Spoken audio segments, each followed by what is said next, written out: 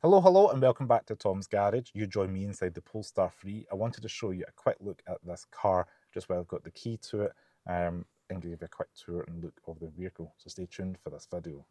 Now, it's worth noting on this particular model, we do have speakers in the headrest with the Bowers& Wilkinson just up here. And one interesting note I've picked up on been driving this car for about an hour so far is this is your button here for adjusting your seat. Now it looks like one button, but it's multifunctional and it's all connected through the screen in the middle. And just like the rear, we do have this beautifully designed Bowers& Wilkinson speaker grille, a nice kind of padded material up the top with the Bowers& Wilkinson running across, and you get a nice blend of materials. Everything up here feels premium, high quality, and it feels like a very modern vehicle inside. And I'm going to go ahead and jump inside the car. Now we can see a lovely little Polestar 4 over there, just while, there we go. Now, inside the cabin, we're greeted with a huge infotainment screen in the middle. It is portrait style that we've seen in the Polestar 2, but this is a newer, fresher UI, a different screen. Almost Tesla-esque in some of the abilities that it does. For example, things like your glove box, touch of a button on the screen, and it releases it down here. Soft to damp, lines with the fuzzy stuff, and really premium feeling. So some of the cool things on this car is the fact that we've got things like heated steering wheel, cooled seats, heated seats, there's like freeway. This car even has massage, which was like pretty impressive to me. It's going to take me a second to get there. We do have beach buggy racing, which I will put an overlay for. But yeah, you can see how like quick and fast and responsive my screen is here.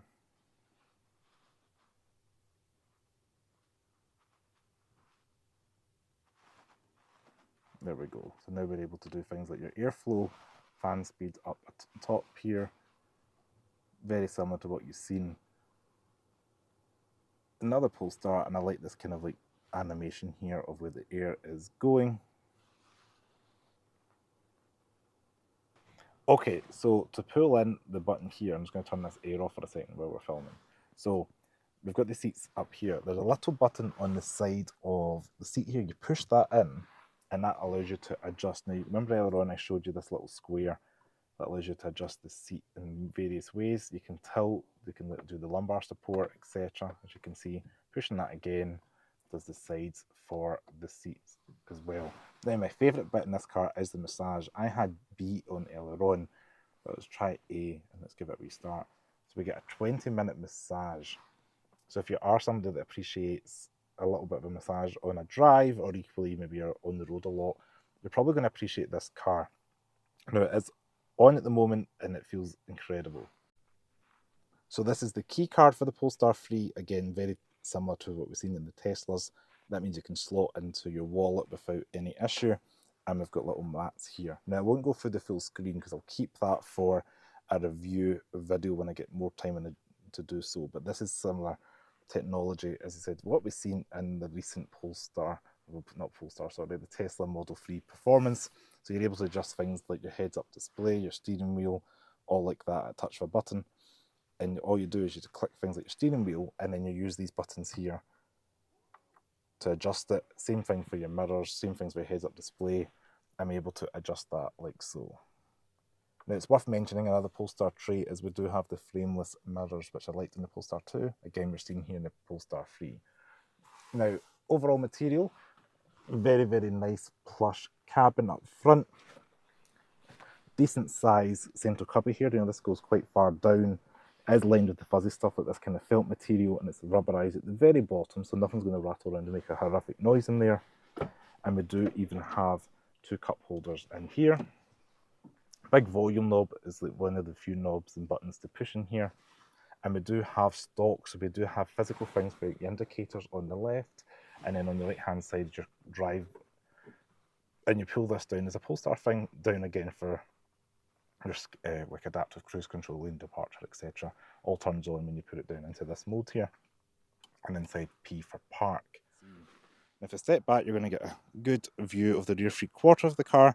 You can kind of see that aerodynamic angle to the back, but don't worry, the rear space is pretty generous. So if I open the rear boot door, you're going to be greeted with Nice high quality cabin materials on the door card. I like this Burroughs and Wilkinson little strip going across. This does have the zinc interior, so it is almost off-white kind of cement grey colour. And this is like your switches here for like your windows and your door release. Pretty impressive large big buttons. And then even the speaker grille itself is a nice design pattern to it. Now we do have a very flat floor as well, which is nice to see in an EV. And this car is fitted with the Napa leather seats, which are so beautiful to feel, and I wish you could smell inside this cabin because it smells incredible and very premium. So I'm going to go ahead and jump inside the back of the car.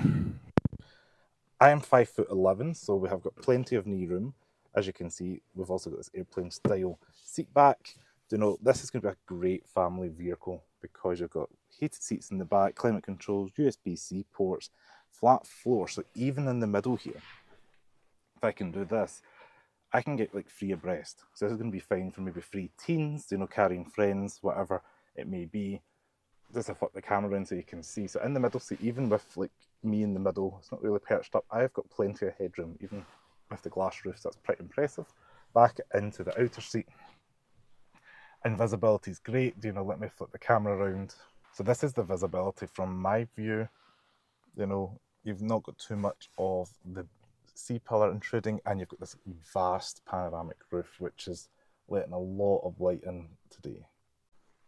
Now, shout out to Scotland because these seats are Bridge of Weir, which is only a couple of miles up the road from this filming location. But yeah, this is a really nice place to be. And look at this armrest. The detail on this is pretty impressive. And we can push these, and they're your cup holders. A very premium feeling product and aesthetically designed. Even inside the armrest, it's got this kind of felt material here to, I guess, prevent any vibration noise or some rubbing. Yeah, that's a really nice place to be and feel.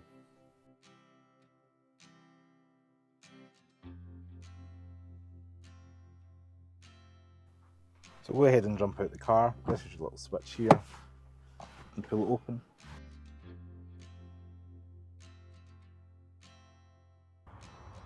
So this is the exterior of the Polestar 3.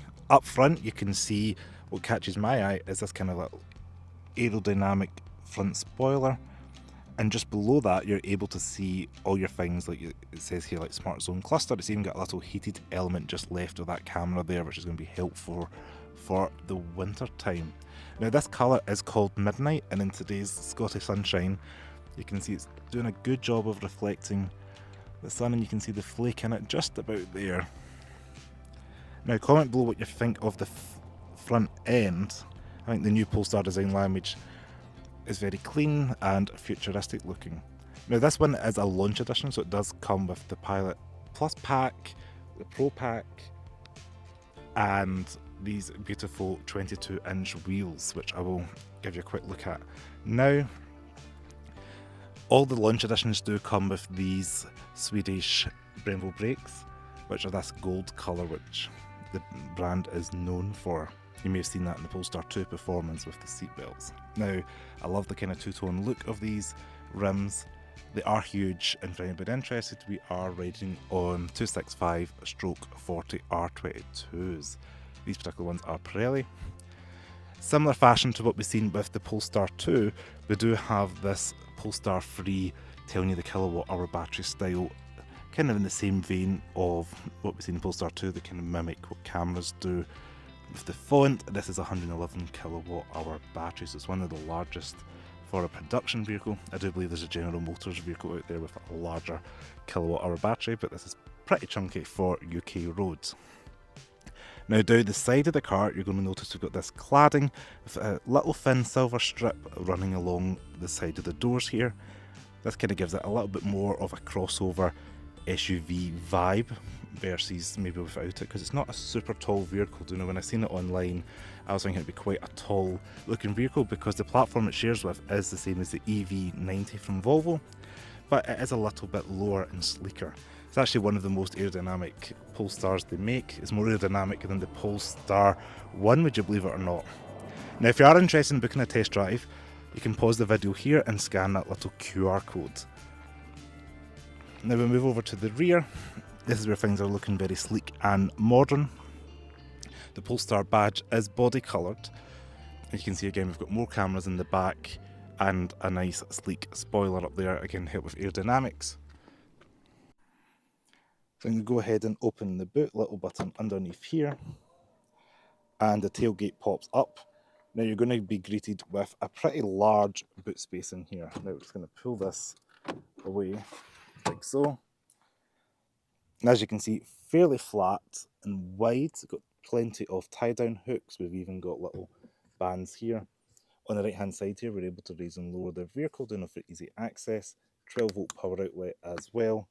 Cargo net on the left-hand side. And one of my favourite features, which we've seen in the Polestar 2, is this folds up like so. And it creates these little shopping bag hooks here, which means you can hang things down without them rolling around your rear boot, which I think is a really clever design feature. I liked it in the Polestar 2 and it is again here in the Polestar 3. And it's pretty deep as well because there's no spare tyre under here. This is just a lot of space for extra goodies.